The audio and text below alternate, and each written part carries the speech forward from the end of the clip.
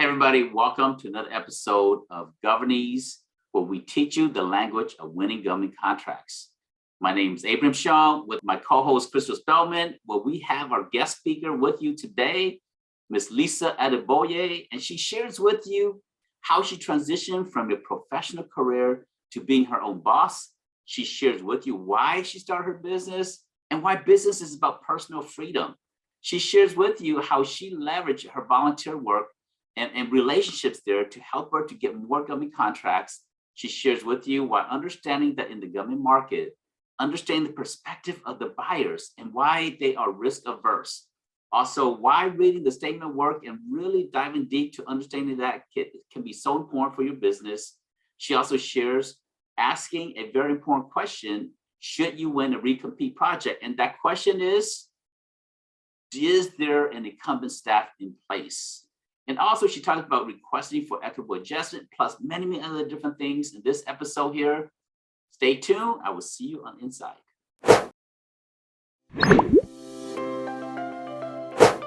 Well, hey, Happy New Year, everybody. Crystal, it's so good to be back. It's 2022 already. Happy New Year, everybody. Happy New Year. Happy 2022. Yes. And then for all of you who's been with the Governese channel for last year, this is our first episode this year. So it's good to have everybody back. For those of you joining us, and those of you who are joining us for the first time, welcome. Welcome to the Governese channel. It's good to have everybody here. I think we have Crystal. Crystal, we have an awesome guest with us today here. You want to introduce our guest? Yes. I am super excited about this particular episode. I don't know if you two know, and you probably do that. January is National Mentoring Month. And so, mentoring happens at all levels. And, as entrepreneurs, I think we probably all do have a mentor or have had one at some point. And so, I wanted to highlight that because for this episode, I have two of my mentors that are here. And so I'm excited about that. So our guest, Miss Lesa Adeboye. Lesa, when I first started Spellman Consulting Group almost 8 years ago, she was the first person that I spoke to about starting a company. Because I knew her experience and history. I'd worked with her before. And so she was the person that I went to get some advice. And when I tell you, she really did give it to me as I needed to hear it. And so, I credit her for, still being in business almost 8 years later, just based on some of the stuff that she gave me before I even incorporated and throughout this process. And so I want to, and also you, Abe, we've been connected for several years. And you've also, poured into me and been a mentor as I've maneuvered this government space. So I'm really saying, to those who don't have mentors, get one, because they do, add value and provide input to, this whole entrepreneurial process. So these are my mentors, you guys. If you want to, hey, these are the great ones right here. So thank you both. I appreciate you both. So with that being said, I will I'll read a little, introduce you guys to Miss Lesa Adeboye, and I'll just kind of go over your bio a little bit, Lesa, and you can, add wherever wherever I leave some gaps. So Lesa is the CEO of the Alliance Group. The company was founded in 2010. With over 20 years of experience, Lesa is a respected subject matter expert in the field of federal government contracting. Her expertise includes program and project management, contract administration, contract compliance, and business development. Some of the roles she's held over her professional career include program director, director of contract and procurement, compliance officer, and director of business development in both Fortune 500 companies as well as small businesses. Lesa's management and administration of federal contracts has been in support of agencies such as the CDC, CMS, EPA, FDA, TSA, USAID, and the VA. So I can tell you, Lesa is a boss. she knows what she's talking about in this government space. So, I advise you guys to grab a pen and paper and take notes, because we do have an expert in the building. And so I'm excited to have you, Lesa. So welcome. Thank you so much, Crystal. And thank you, Abraham, for having me. Expert, we learn every day. So this industry is always changing. And one thing I will say is, if you get into any kind of business, you have to be open to change and you have to be open to pivoting. Mm-hmm. And I attribute my acceptance and I really like change to my ability to stay in this business and to stay in business, period. For 10, 11, what? I started in 2010, we're in 22. So yes, I've been in it for a minute. One of the things you touched on is that we are in mentoring month, and mentoring and partnership has been so critical to my success. So I'll say, when I started my company in 2010, I was able to do that through the support of other small business owners. So at the time, I was a director of contracts and procurement for a small 8A firm who was able to sell to a larger firm. So they did really well. But I approached the CEO with my desire to start my own company. And he was open to that idea. So I was able to contract my services back to that company, and then also bring in 3 other people under my company. So that's how I started my business, with that type of support. It was a company that I had mentored. When I worked for a large defense contractor, they were one of our subcontractors. And one of my roles, in addition to being a contracts manager, was to be the small business advocate. So I was able to build strong relationships with some small businesses. And in turn, when I was looking for a change, one move into another company, I was able to go work with one of those small business partners. And then in turn, when I wanted to start my company, that company was open to supporting my dream, right? And so I worked that relationship, and then decided that I needed to really break from that company because I needed to use more time growing my business. And there were 3 women-owned companies who helped me or supported me in that. Each one of those women-owned companies gave me 1 person on their existing contracts. So then I walked out of the door now with 3 contracts, and they were small. They were 1 person each on those contracts, but it was very helpful. It allowed me to get immediate past, I was able to build my past performance. So I'm leaving the company I worked for as a director with that contract. That's 1. Then the 3 women. So that's 4 contracts. That's 4 contracts in my first year of business. Okay. So I say all of that to say that relationships are so key. Partnerships are so key. In this government space, when you're starting out, subcontracting is the way to go. And you get subcontract opportunities via the relationships that you build. I'm also on the Leadership Advisory Board for Women Impacting Public Policy, which is a very powerful women advocacy organization, small business advocacy, in fact, focused on policy. They've been very instrumental in the policies that we now have in place for women-owned small business, for women-owned set-aside, pushing for sole sourcing for women-owned businesses, and what have you. So those organizations, those relationships with those type of organizations has been really beneficial. But I would speak on behalf of that organization, and oftentimes we would go to these, there was this American Express sponsored event called Give Me 5. And it was, they would partner with the US government, funded by American Express, and it'd be a big forum to talk about federal government contracting. You'd have a lot of people in the small business community attend, and a lot of startups. And there would be companies who would attend. They may have just started their business. They'd raise their hand, and they would speak to the panel and be upset because they were not able to get the promise of a contract. So I always advise, sit on the side of a government buyer, a government decision maker. If you are making a decision to give someone a contract for $1 million, would you not want to see their past performance? Would you not want to see a track record of success? Would you not want to see a track record of fiscal responsibility and diligence?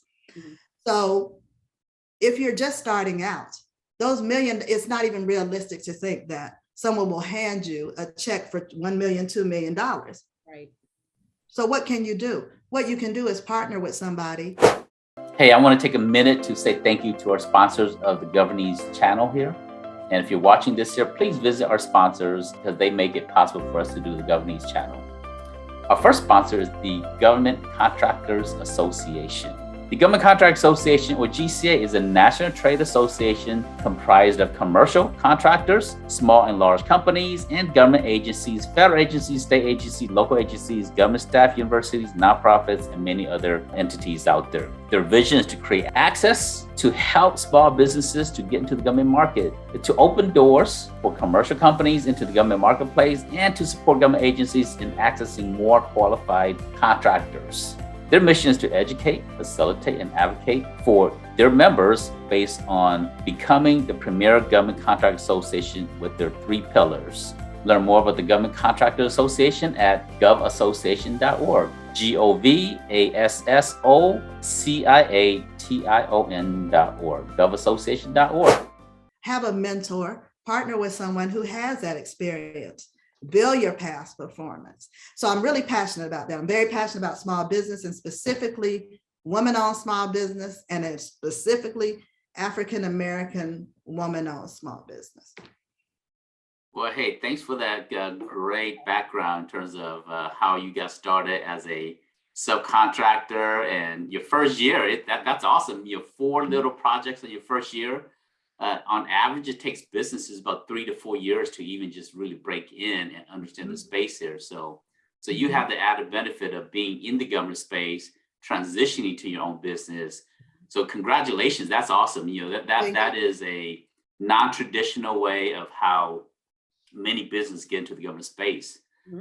So you shared about WIP a little bit. Let's talk about your experiences with WIP. And I remember when I first got into the government space, back in 2007, 2008, women-owned businesses were winning. I remember doing the research on women-owned businesses. Women-owned business was winning 1.6% of contracting dollars. And then when I first heard about WIP, I said, man, this is awesome. This is needed. And I started to see the changes in the WSB program, the ED WSB program, start to evolve and becoming more of a utilized program, from 1.6% contracts award to women-owned businesses to now closer to 5%. We're still not quite there yet, but we haven't really get to 6%. But hopefully, we will continue to get to better support from the government agencies and contracting officers to help women-owned businesses. But talk a little bit more about some of the early things that WIP did and your experiences with them. Well, one thing about WIP. WIP is nonpartisan. That's a key thing. I think that's part of their success. And WIP, which is now headquartered in Washington, D.C., it always gets back to this in everything. Their success is based on relationships. WIP is very connected and has great relationships in Washington, D.C. with policymakers and with the senators and Congress people. They are now considered subject matter experts. Whenever there are discussions regarding policy for not just women-owned small business, but small business, they're called to the table. Candace Waterman is now the president of WIP. She is a wonderful, very open person that brings a lot of relationships to the table with WIP. And WIP invests in making change. So they invest in a consulting firm for the development of policy. So one thing I'll say, and that kind of ties to what you do in your business, you have to invest in the tools. You have to, they invest in the consultants that they need to help push whatever the agenda is forward. So I think that's been the success of WIP. They're very fiscally responsible. They invest in their initiatives and they build very strong relationships, and they position themselves in the right place. They're there in Washington, D.C., sitting next to those decision makers. So that's also key. Yes, and it's really part of the work that WIP has done that really inspired me to do what I do at the government. Really? Okay. When I started doing the research, and I was doing consulting work at that time in 2008, 2009, before a lot of these changes here.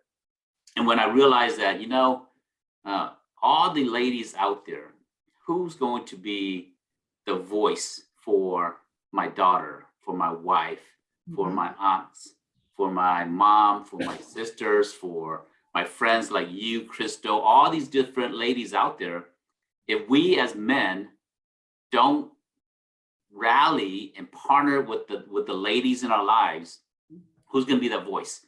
And so I left consulting and started the Government Contractors Association because I saw the disparity, because I saw the challenges that women entrepreneurs do have in the federal government and the state and local government market as well.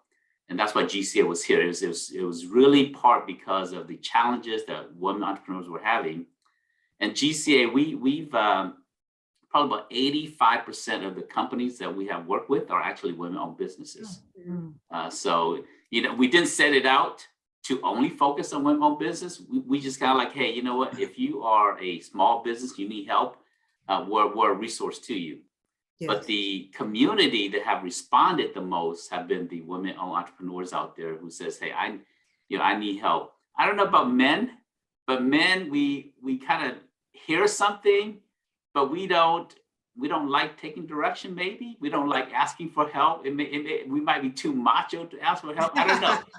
But most of the people that have used our resources have been women-owned businesses. So I'm glad to hear that that you're part of WIP and that they've been very instrumental in terms of the women entrepreneurs in the government space. So very glad for that. It's been wonderful. It's been wonderful. And you don't have to be a woman to be a member as well. So okay, well, hey, I might be looking to that soon then. So how does one go about being involved or becoming a member of WIP? Like when are the meetings? Yeah, when are the meetings? And so like myself, I'm interested. So how would I become a part of the organization? So it's open. And so I'll send you an invite, but you can go on the website and all of the information, how to join membership is at the top. I think it's top left corner of the WIP, Women Impacting Public Policy. And I hate acronyms. So WIP stands for Women Impacting Public Policy. And so you go to whip.org and then you can pull up the website and then you can become a member. And if it asks if who referred you, put my name in there, Lesa, Lesa, last name Adeboye.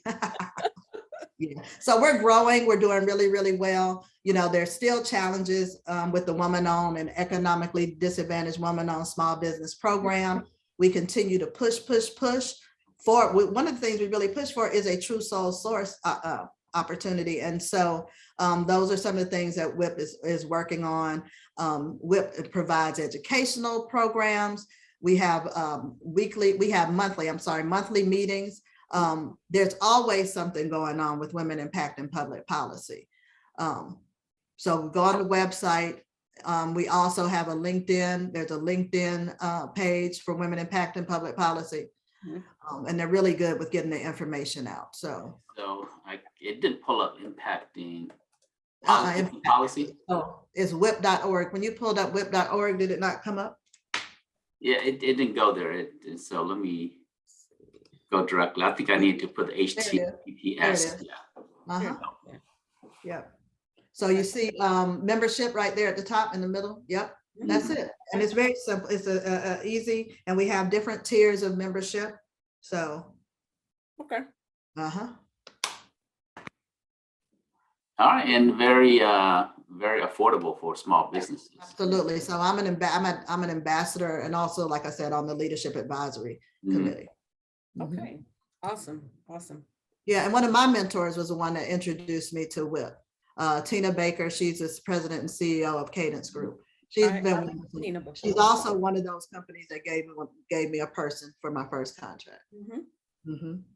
Yeah. All right, super. Awesome. So you shared that you started off as a subcontractor. Talk a little bit about what it means to be a subcontractor. Why not start off by being a prime? Why did you choose the path of being a subcontractor, and how has that evolved into becoming more of a prime contractor over the years?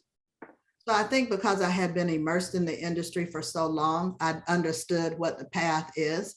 And like I said, as a contracts manager, as a person who would identify businesses to give subcontracts to, I know what an evaluator is looking for. I know what the person who has the authority to procure services or materials, I know what they're looking for. And that past performance is everything. I have to know that you can perform. It's a risk determination.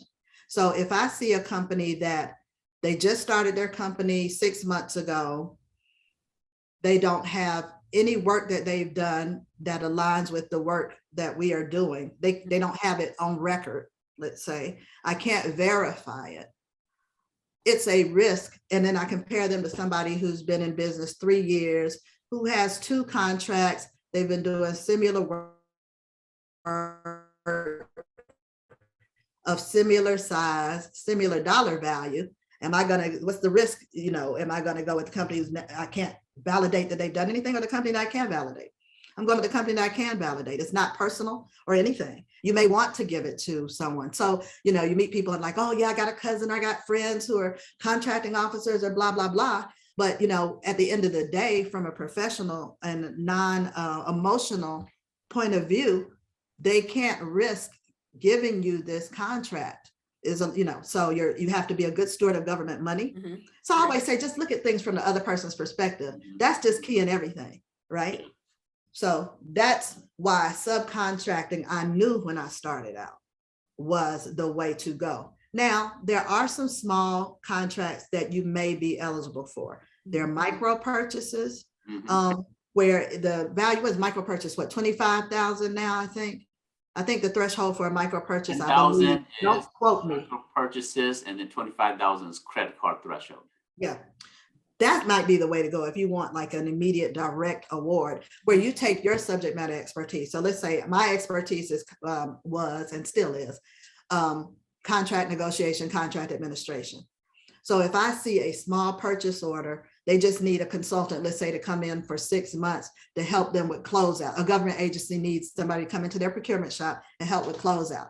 I'll go after that because I can actually take my personal experience, and your personal experience is valid, but just marry it up to the risk associated with the dollars and the tasking, right? So I do this, I can justify it, I can validate it. I've been doing it forever. So I can go after a small purchase order for that type of work. And the customer can make a decision, okay, well, yeah, she knows how to do this. So there's a low risk here. So you may want to start out that way if you want direct contracts, right? So consulting gigs are always good. Materials, like if you can validate that, verify, if the government can verify that you can make a purchase on their behalf. So say it's paper, that's low risk.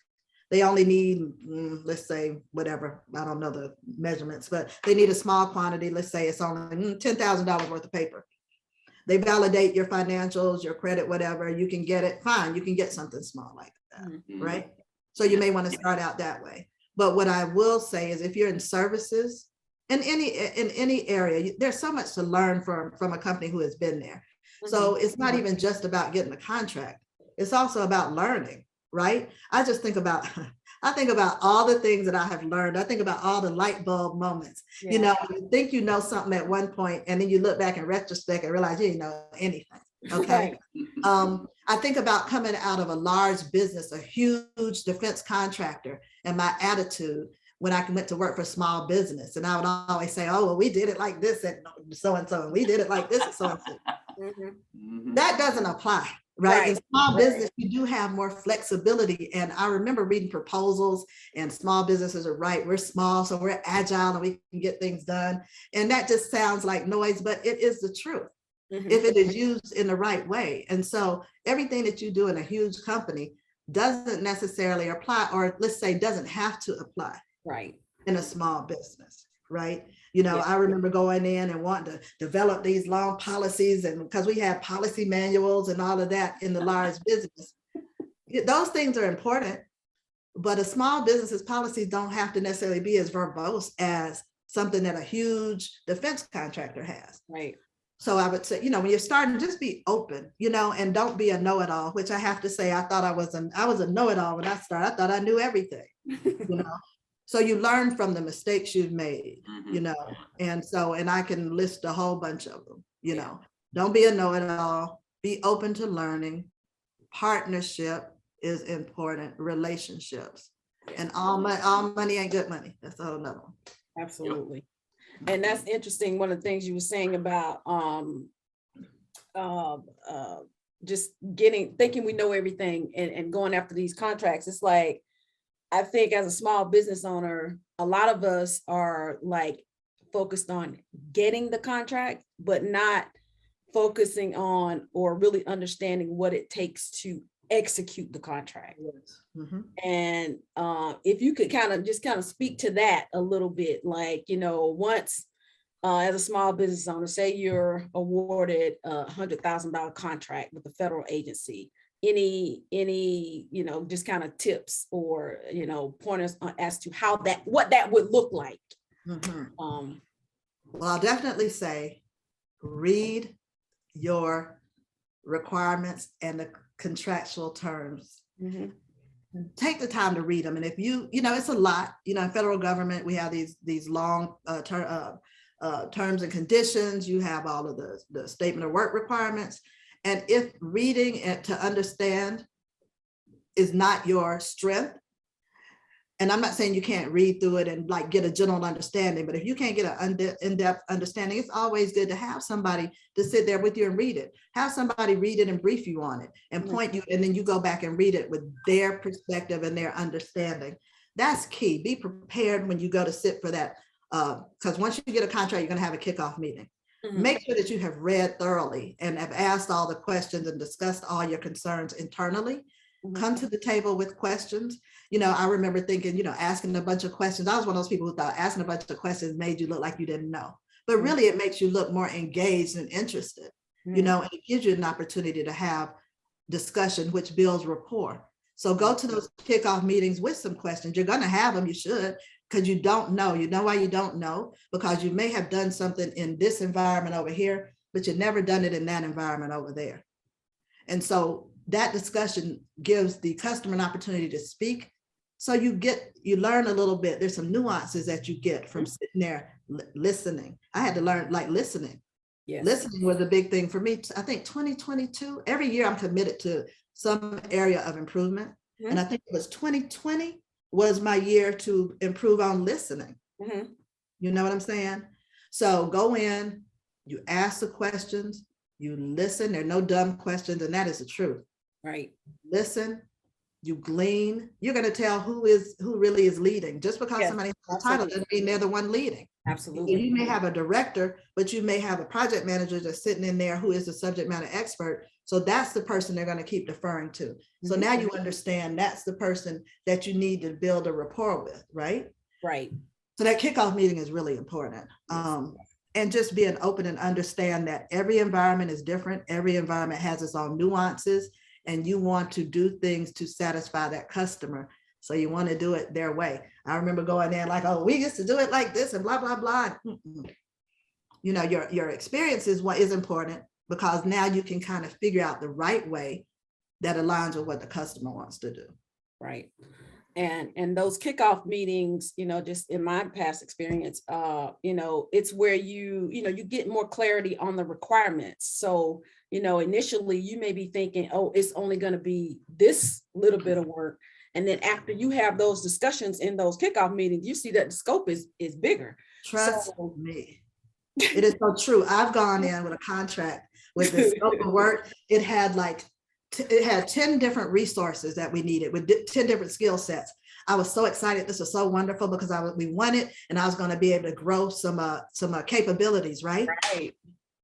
By the time we finished that kickoff meeting, they were like, no, we don't want that anymore. No, we didn't say we wanted that. They had recycled an existing statement of work, and the person responsible for really going through it with a fine-tooth comb and editing had not done so. So not only did they reduce the scope, so it went from 10 resources to 5, but the money got reduced too. See? Yeah. You see? Mm-hmm. So, and then that's a whole nother risk on our part as a small business, because we had committed resources already. We had hired people already to start the project, because, normally they say you got to be ready to start, So we had made the commitment letters, everything, right? But this contract reduced by 50%. Wow. Yeah. So how did you overcome that? What did you have to, how did you release your people, or what did you have to do to overcome those challenges? We had to release the people. It was very contentious, you know, because I had my little contracts hat on. I'm like, well, per the statement of work and per the requirements, it said, there wasn't nobody trying to hear that. So it got kind of contentious. So now you got to overcome this at the beginning, you know, the relation. It's a lot, but we had to release people, which was so disappointing. You know, the money that we invested in that, you know, there's dollars associated with all of your effort, right? Right. But nobody wants to hear it. The customer doesn't want to hear it. They're not going to reimburse you for the time that you spent hiring people for the project, right? So those are some, you know, so those are on our side of the house, those are some of the risks you got to look at for your own self and for a company. You know, during the proposal phase, when you get that question and answer period, you definitely need to ask some questions. You need to ask, one of the things that I have learned, I'll never forget this. Do you have incumbent staff? Is the expectation that they get first right of refusal and we get to roll them over? Never forget to ask that. And sometimes they won't respond to that, but you got to really push to get that information. You really do. Yeah, that was a painful lesson. It was. Yeah. Yeah. Because if they have incumbent staff, the regulation says that you have to give them the first rights of refusal to continue on with the project. That's right. And then, another thing. So we asked that question, never got an answer back. I think the contracting officer may have told us no, or they didn't answer it, so they were silent on it. So we went ahead and hired. And then after the fact, we found out there was incumbent staff that they wanted us to use as well. That's in addition to cutting the scope. Wow. Then they wanted incumbent staff that was more expensive than what we proposed. Wow. So you got hit by reduced staff, and then you got to keep the incumbent staff at a higher rate than you really prepared for. Right. So that which cuts your profit. Yes. Yes. So it was horrible. So now everybody's mad. The customer's mad. Contracts is mad. We're mad. Everybody's mad. So now you're signing a contract like that. So have you, in that situation, is that a place to request for equitable adjustment? Is that the right place to do that? Yeah, you can as a request all day, but really the ball was that the contracting officer slipped the ball, the program slipped the ball. So it's just contentious. Now, it did get rectified at the end of the day. How did it get rectified? Because they cut the scope. So there was some money to take care of the fact that now we had a richer labor mix. You see, but we lost 50% of the contract anyway. So, you know, it wasn't that they had to go now get additional money. Yeah. But it was timely. It was a lot. And it had to be escalated to their higher ups. So nobody wants that either. Yeah. I think the lesson here is that expect the unexpected, right? In the government market, again, you shared earlier that you have to put yourself in the view of a contracting officer. So as a contracting officer and a program manager, you got all these projects that you got to put out. You got all these different needs. That's right. And so the contracting officer blew it when they just recycle a previous project without really taking out all of the requirements from the statement of work. So you prepare your proposal, prepare your program to address the statement of work, what you're supposed to do. And so they didn't clean it up. So now you're on the hook for not being properly prepared, because it's not your fault that they didn't do it right. But now at the end of the day, after your award, you're still responsible to make the adjustment because they dropped the ball. That's right.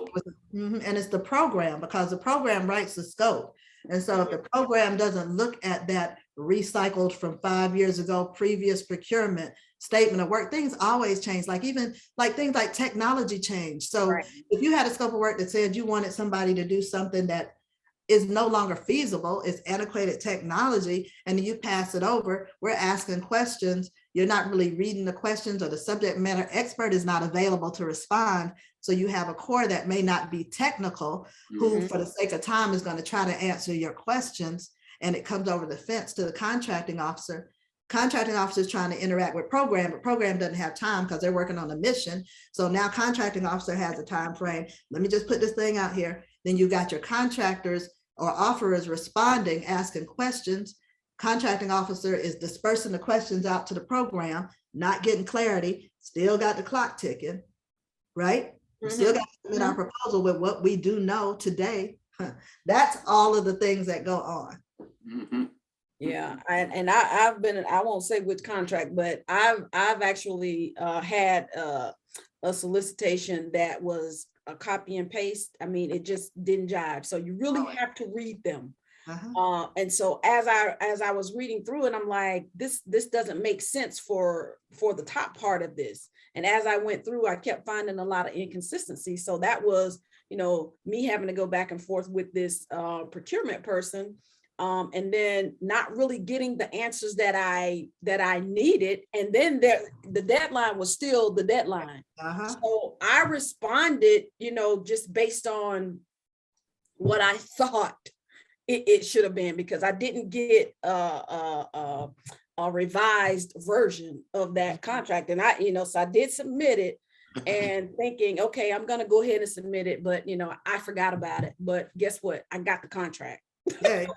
Yay. Yeah. So, but yeah, definitely read through those solicitations, ask those questions, and read through, the responses that of the questions that others have asked as well, so that you can build your responses based on that. So that's right. That's very important. And put assumptions where you aren't clear in your proposal response, write in your assumptions. Yes. Right. Just, and at least you cover yourself to a degree with that. Yeah. Yes. So Lisa, share with me in terms of what percentage of your work are subcontracting and what percentage have you shifted to being a prime? I'd say at this point, we are 1 year into the 8A program through COVID. So we are 50-50. 50% of my work is prime, 50% of my work is subcontract. Okay. And then we do have some commercial work as well. So during this COVID period, you start thinking about how you can, increase your customer base. And so where we were 100% government, last year we decided to open up and focus and bring in some commercial work too. And we had some in the past, it just wasn't our focus. Yeah. But now it's part of our focus. Yeah.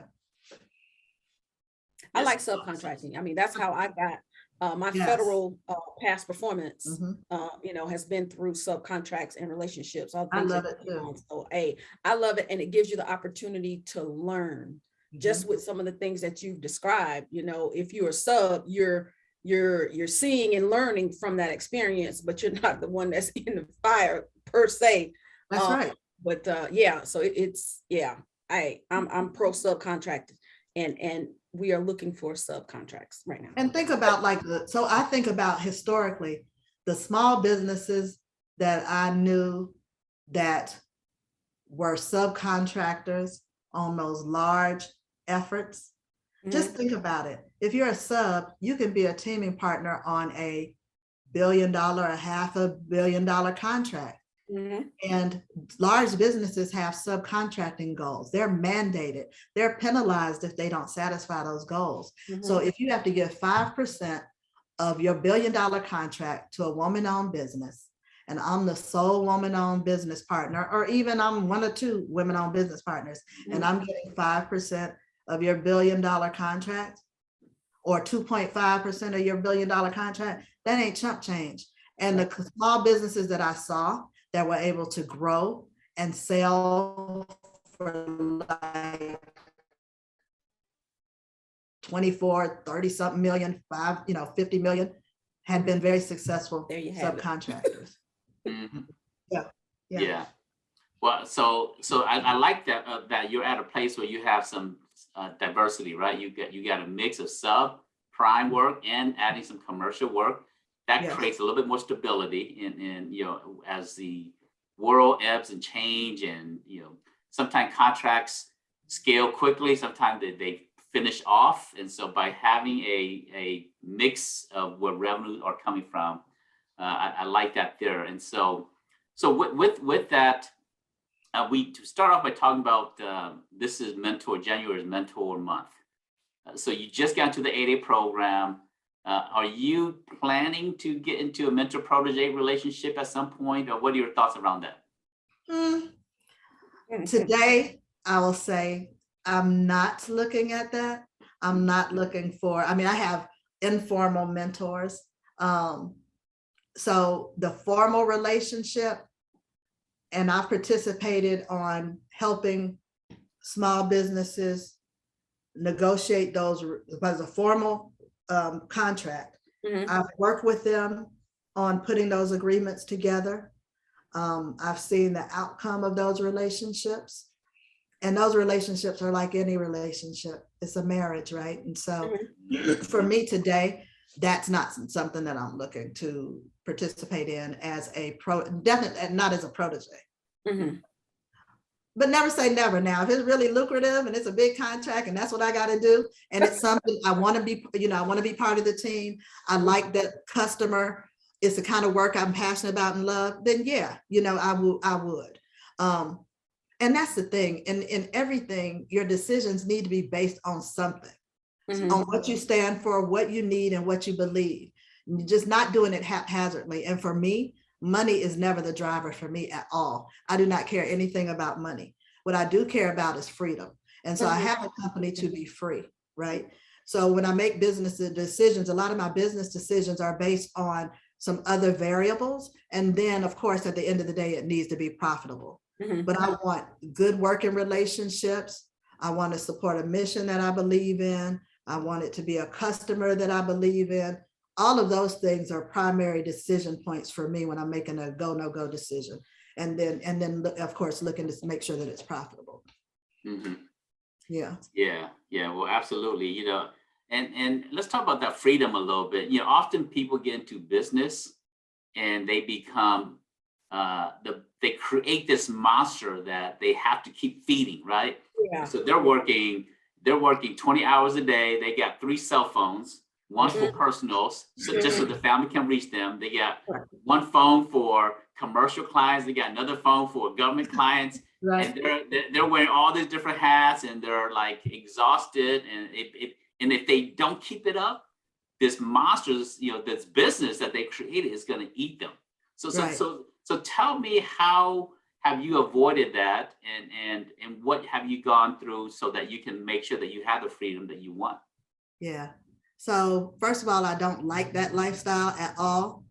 I've never have wanted it. Like seriously, when I say that I want to be free, like I never liked anybody telling me what to do, to be honest. So that's a driver, and I like to be free. Like I like to be able to take a nap at 12 noon every day. You know what I'm saying? This is serious. I like to go to the beach every month and just stare off and do nothing.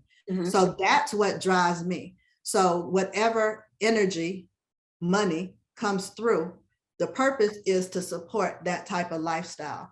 That is what drives me. And so I was strategic about when I entered into the 8A program. So I entered into the program, my 10th year in business, really, because now I've been in business 12 years. Yeah. So my 10th year, because I wanted to make sure I had the right past performance, had the good infrastructure, financials, and all of that. Get in the 8A program. I got relationships so I can get my sole sources. When I finished with this 8A, I'm not trying to position myself to sell my company. I want to, what I'm doing now is the money that I'm making, I'm invested in things where I can get passive income. And once I'm finished in the 8A program, maybe I'll graduate early, I'm fine with that. Or I'll go the whole 9, we get 10 years since we got awarded it during COVID. After that, I'm not doing anything. I might open an art gallery. Like I want to do those type of things, right? And so that's what drives me. For other people, it may be something else. So the point is, determine why are you working? Why do you have a company? What are you doing this for? Some people, it's legacy. They want to hand something down to their family and their children. So that's a different road for them. For me, my sons, they all do different things and are interested in the company afterwards. So for me, it's just to put me in a position where I can just stare at the ocean all day. I love it. I love that vision. Love it.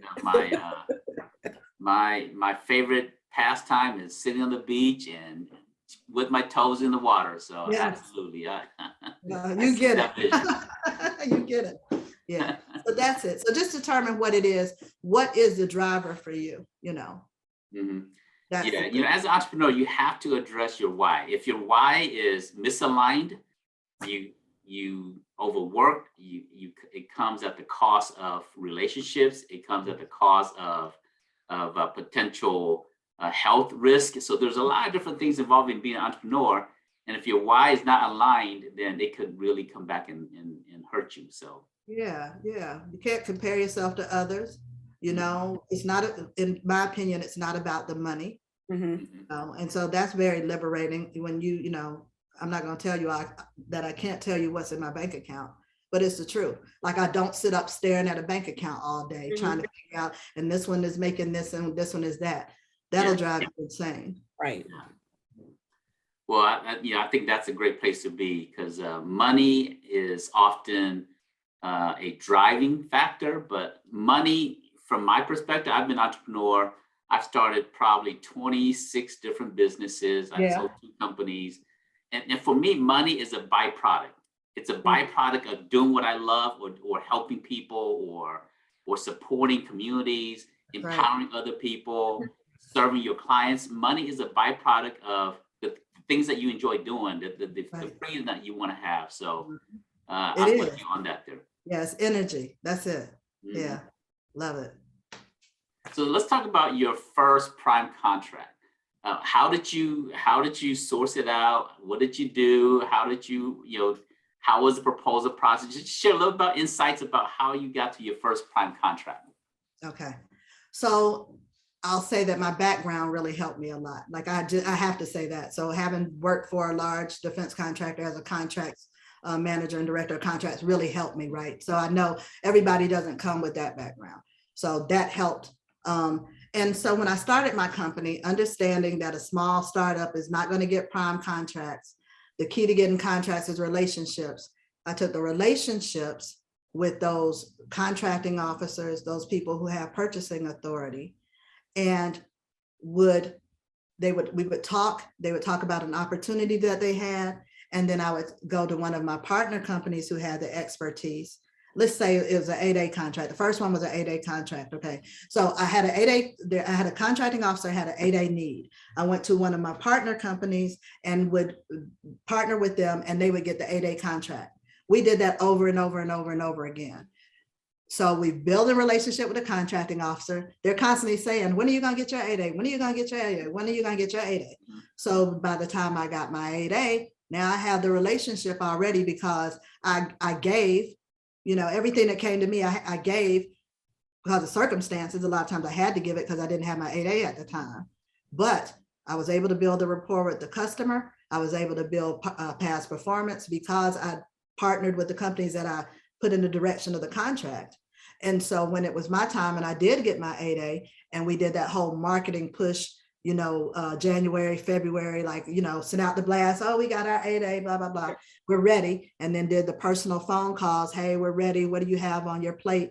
Some of the partners were no longer 8A. So I was able to now get some of that work. So my very first contract, however, was a 8A sole source from a contracting officer who had put in our direction 2 contracts that I partnered with a 8A at the time. That's exactly how it happened. Just that relationship and continuously staying in contact. What you got. And now we're ready. We're at 8A. Because for a small business, it's contracting officers like ease of procurement. Yeah.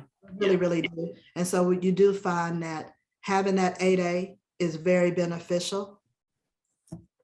But it's not the end all to be all. I don't want people to think, and a lot of companies will come into this government space thinking that the only way they can get work is being an 8A company, and that is not true.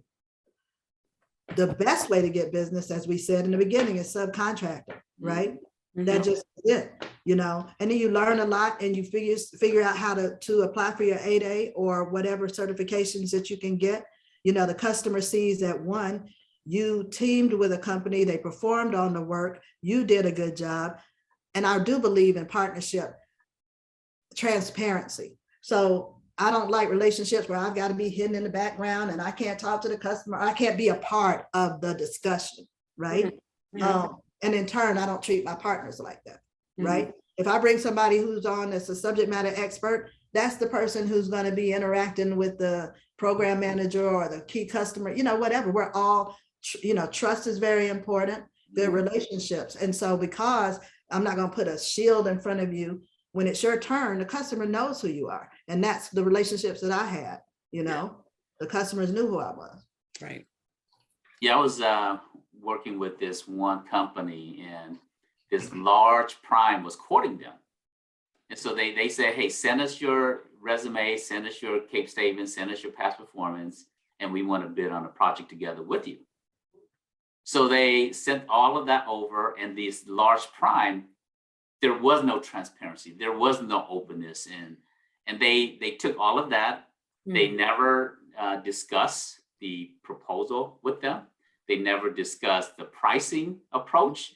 They never, and they said, well, what's our percentage of the work? The prime said, our price is a secret to us, and when we win it, we will give you what your prices are. And so that's not the infancy of a good relationship. When there's a veil between the two parties, and you're not working from a place of trust and openness. And that's right. And it's very common. So that's why my approach has been to partner with other small businesses. I sat on the side of the large companies, right? And everybody's into data collection.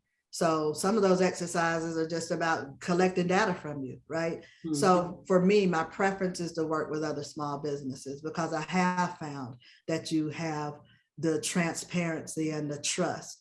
And that's my preference. A whole lot of a little bit of something is better than a whole lot of nothing, in my opinion. Right. And large companies, some of them are very good in working with small business, but I would say most of them are not great with working with small business. Well, that's a good session to have. Which large businesses are great partners for small business? Someone should have that session. Well, I'll sign up immediately. Well, I would love to have that session, but I would have to throw so many large companies under the bus, and part of my role as a small business advocate, I have to work with these large companies, so I can't throw them under the bus. We'll just talk about the good ones. We won't talk about the bad ones. We'll just talk about the good ones. Yeah. So if their names didn't make it on the list of being a good company, then they're not. They're probably not. I just didn't know about you. That's all. Right. That might be a good way to approach that there. Yeah. We do the top 10. How about just the top 10 large primes in different industries? That's good. That way, we don't have to talk bad about all the other ones. Absolutely. And that would be perfect. You probably get a large showing for that. Yeah. But, we have worked with some large companies that have been very helpful. Like I was working with a company out of Alabama, and they're in construction. So they came and met with some small business. We did a small business outreach event. They came in with some of the small businesses. The small business, I said, hey, follow up with these primes. You can't just meet with them and it's over. You have to follow up and build a relationship with them. That's right. So they follow up with this prime. This prime said, hey, we're doing work in Puerto Rico. Where if you want to come down to Puerto Rico and meet with our team that's doing work down there. And so they flew down there. As it turned out, that prime was not the actual prime on the work in Puerto Rico. So they were a tier 1 sub. Okay. So they went down there, they introduced them to the prime that was handling all of the renovation work and reconstruction work after I think Hurricane Maria down there. And so they started talking, and the prime that was a sub to another prime, they just said, hey, just work directly with the other company, because it's Puerto Rico. You don't necessarily have to go through us. And so they introduced them to the prime master contract holder for most of the work in Puerto Rico. And in that first year, they established an office in Puerto Rico. They did over $1 million in construction work in Puerto Rico. So relationships lead to other relationships. It may not even be the relationship that you think it's going to be, right? It's what doors they open you to. That's right. Exactly. Yeah, that relationship building part is key, and if you focus on that, just good relationships, things will manifest for you. Yes. That is true. I agree. So let's talk about what are your, you shared one of your goals earlier, that your goal is to not necessarily build a legacy company or build a company to sell. Outside of business, what are some other goals, some other things you talked about investing, what type of things that you're doing with the freedom that you have and and what type of investment are you interested in looking at? Because at some point, sometime as a small business, you're kind of like in the trenches and you forget to look beyond the tunnel. Right. So give us a peek of what's outside of the tunnel for some of these entrepreneurs that's listening to this webcast here. Well, so my goals outside of the business are ways of making passive income. And I've recently just become passionate about real estate. So real estate, definitely invested in both residential and commercial real estate. And then I'm looking, my son sent me something to invest in, something new. I'm always open. Like I'm always listening, like what's going on? When I listen to the news, I'm listening at opportunity. Every issue is an opportunity. So I'm always looking at those type of opportunities, but I want all the income to be passive. So there's some way you can now invest in the music of artists and receive those royalties and residuals. So I promised him I would look into that today. The rapper Nas has an offering that's going to open up tomorrow for one of his songs, and you get the residual income. So I'm just open, cryptocurrency, real estate, and whatever else new shows up to pique my interest. But I want it to all be passive, and I'll be, like I said, making it while I'm sitting on the beach. That's good. So talk a little bit about cryptocurrency. I love that topic there. You don't want me to talk about it. I cannot. You do not want me to talk about it at all. There, I am not the one. Hopefully, I make some money on the things I'm invested in. So. Okay. All right. So are you using? Let's talk about high level then. Are you using like an exchange? Are you managing your own wallets or? Yeah. I'm managing my own Coinbase. Managing my own wallet. Yeah. Okay. Yeah, Coinbase is a good place to start. So, and I'm a starter, and I'm just starting for sure. And then also, I invested in gold too. That's another thing. Okay, all right. Yeah. Gold. What are you invested in, Abraham? Let me get my pen. Hey. Well, I think I'm with you. Let me share some of my thoughts around outside of traditional businesses, right? Okay. So I'm always an explorer. And as an entrepreneur, you never stop exploring. You're always learning. Yes. You never stop learning. So back in 2015, a friend of mine, we were chit-chatting about Bitcoin and what's happening in that space. At that point, it was still really early. And so he said, we should get some Bitcoin. And I said, we don't know too much, but sure, let's do it. So we start meeting, talking about getting some Bitcoins. And then we said, Bitcoin, you trade your money in for a token and it just sits. So instead of getting Bitcoin, why don't we get into crypto mining? So I got into crypto mining. So we went and bought the hardware and built our first crypto miner. And it cost us about $2,200 for the first crypto miner. Okay. But we probably have mined more than $20,000 worth of coins from that. What is crypto mining? What is that?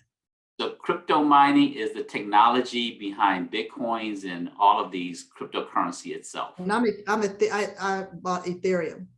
Okay. Okay. So Ethereum and Bitcoin and not all coins have miners behind it. So think of a crypto miner as a machine that keeps the base of Bitcoin or Ethereum safe. So the premise behind cryptocurrency, the heart of it is where there's traditional money has a central authority. It's either the Federal Reserve or it's a bank or something like that. And so all the banks control the monetary and the currency that's here. In the US, 3% of the money that we have is paper money. Right. So 90% of it is digital already.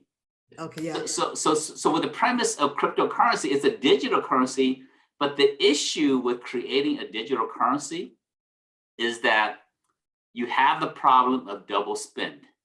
So if I have $100 worth of Bitcoin and I send you $100 and there's no central bank, no bank authority to validate that the money have left my account and went to you, and then I could take that $100 and send it to Crystal because it's just digital numbers. And so that's the issue with cryptocurrency.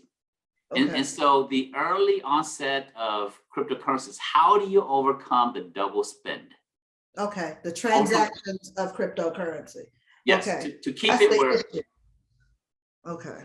to keep it where if I send you the money, it shows that it's gone and that Crystal, I can't send it back to Crystal that because I've spent that money. Because so how do you control the money and validate that without a central bank? And so to do that they created computer programming.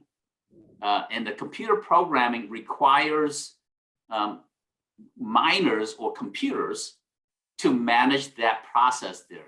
So instead of one computer or one server sitting in a bank or in a farm, in a what they call like a data farm that manages all of the currency that's happening at a bank, instead of one data server or 2 or 3, they duplicate that, maybe 3 or 4 duplication of the same accounts sitting in different locations just in case of different attacks or power outage or something like that. But imagine having millions of computer. I hook up my computer, download the Bitcoin software or the Ethereum software, and then my computer tracks that I have sent money to you and it's deducted from my account, and I cannot, from my wallet in this situation, that I can't send it to Crystal. And then all of the millions of other little computers validate that transaction. So that's the blockchain. That's the blockchain, right? That's the blockchain. Okay. So every time a transaction happens, where there's a transfer of one account to another, or from one wallet to another wallet, the blockchain keeps a record of that. And that record is kept through all these different miners, millions of little computers that's tracking and creating an algorithm and solving a problem. So that's a high level explanation of it. But that's how I got to Bitcoin. Okay, interesting. Because I wonder how that's reconciled. Like, how do you know all of those small computers are getting that update, right? So it's interesting. Okay. Yeah. So every few minutes, that data is captured into a block of data, and then that block is stored away, and that block, no one can go and change the data of that block. And then now there's another block of information. All of the transaction that happens within that time frame is a new block of information. Okay. And then once that block is complete and they close out that transaction, or in banking, it's a batch of transactions. Yeah. Right. In Bitcoin, they call it, instead of a batch, they call it a block of transactions. Okay. So very similar to traditional banking, but it's a little bit more elaborate than that. But that's a high level explanation of crypto. And that's kind of how I got into it, doing some crypto mining. And then I remember I gave you like a 1/10 of a Bitcoin. Was it something Crystal? like that? Yes. I'm proud of it too. Yeah. Well, that 1/10 of it is, it's worth about 40-something. It's going well. Really? So, yeah. So a 1/10 of it is worth a lot of money now. Really? That's fabulous. Okay. So crypto mining. So have you found crypto mining to be lucrative? You started with that, but I didn't hear what you said. Yeah. I started with that. My partner took over the crypto mining business that we had, and then I still do some, I do some investing on the side. I have fun with cryptocurrency. Okay. So I have, like, I got into Cardano. I bought my first Cardano when it was 7 cents. Okay. So it's about $1.30, $1.20 somewhere right now. So from 7 cents to $1.20, that's a really good. That's a really nice return. Yes, absolutely.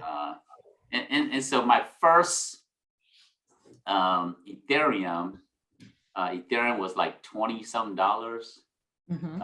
And so So I enjoy the space here. So I really think that this is a great place to be for you or anyone else. I'm not a financial advisor. I'm just having fun doing this here. Right, exactly. But people want to explore this space here. I think there's a place for that. Okay. And you just gave a little mini masterclass, so I think they have I know, right? they have what they need just from this session. So that was good. So yeah. Yeah. Key is Coinbase.com. It's a great place for anyone to start at. Yes, absolutely. So what else are you doing? Anything other interesting thing that you're doing? Real estate. So are you doing commercial real estate, residential, apartments, multi-units? I'm going in as an investor on residential flips and then on some commercial multifamily houses. Okay. And so I'm just starting that phase now. So I'm looking for property for myself in Miami area. Going down, that's one of the reasons I'm going down next week, in addition to just looking at the ocean. But while I'm down there, I might as well find something since I'm going down there so much. Right. And then, like I said, there's some projects up in North Carolina. So that's what I'm doing, and I'm open to any other great business opportunities. I'm always open to invest. Yeah. Well, Crystal and I, we're working on a project, so we'll talk to you offline. But that'll be cool. So, yes. So yeah. But we'll share with you, offline a little bit after this show here. But yeah. So while you're in Miami, the U.S. Coast Guard is big down there, so you might want to check into maybe opportunities, government contract opportunities with them down there. Homeland Security is big down there. So I think Florida is big with the naval, with the Air Force. Yeah. So there's lots of different opportunities down there. So if you want to kill 3 birds with one trip, I can look at some of that, huh? Yeah. So in between sipping martini on the beach, you can champagne. Champagne on the beach. Explore some other government agencies down there. I've participated in sessions that WIP has had previously in the Florida area. So thank you for bringing that up. That's a great idea. I need to circle back. And now that people are coming back out and meeting, I mean, I am seeing the benefit of the Zoom meetings or the Teams meetings because, you're tracked, your productivity is tracked. So we're able to have, in my opinion, more meetings, capability briefings and whatnot. So that's been really, really good. Yeah. Well, you all keep me abreast of anything that's going on. I'll continue to stay engaged with you all. I'm so glad, Crystal, that you reached out to me. Yes. I get a chance to talk to Abraham and we can build that relationship and any things that we can do together. Like I said, a little bit of something is better than a whole lot of nothing. Yes. I think we're not greedy over here because we don't really care about the money. So, anything that we can do to support you all or to work together with you on, we'd love to. Absolutely. Well, hey, we're at the hour, a little bit past the hour here. So any final thoughts or just tips, anything you want to share with our audience in terms of things that you learned along the way, anything like that you want to summarize on? Yeah, in summary, I'd just say partnership is key. To Abraham's point, define what your why is. Those are the 2 really critical things, partnership and why are you doing this? Okay. Awesome. Well, Crystal, any final thoughts before we wrap up? No, this was great, as I knew it would be. And I just want to thank you, Lesa, for taking the time to sit with us. And I know, the viewers will find this information, very helpful because a lot of these things, you just don't know. And so you have to talk to somebody that has that experience and that has been in the trenches. So thank you again. I really do appreciate you joining us. Well, thank you so much for having me. I really appreciate it. And I'll talk to you all soon for sure. Yes, absolutely. All right. Well, hey, for all of those of you who are joining us, thanks for another great session with Lesa Adeboye and Crystal. It's always a joy having you. And so we're signing off. And until next time, we'll see everybody soon. Okay. Thank you. Bye. Our second sponsor is GovGenie. GovGenie, stop wishing, start winning. GovGenie is on a mission to democratize government contracting opportunities for small women and minority-owned businesses. Their objective is to change the disparities for small businesses in the $2 trillion government marketplace. GovGenie is like LinkedIn for government contractors. It is a social CRM unifying the fragmented government procurement lifecycle and uses AI and ML to help users to socialize, foster relationships, find bids, search for teaming partners, manage proposals, source industry events, and facilitate the capture management process. This saves you, the user, money and time with one streamlined platform versus many other disparate software out there.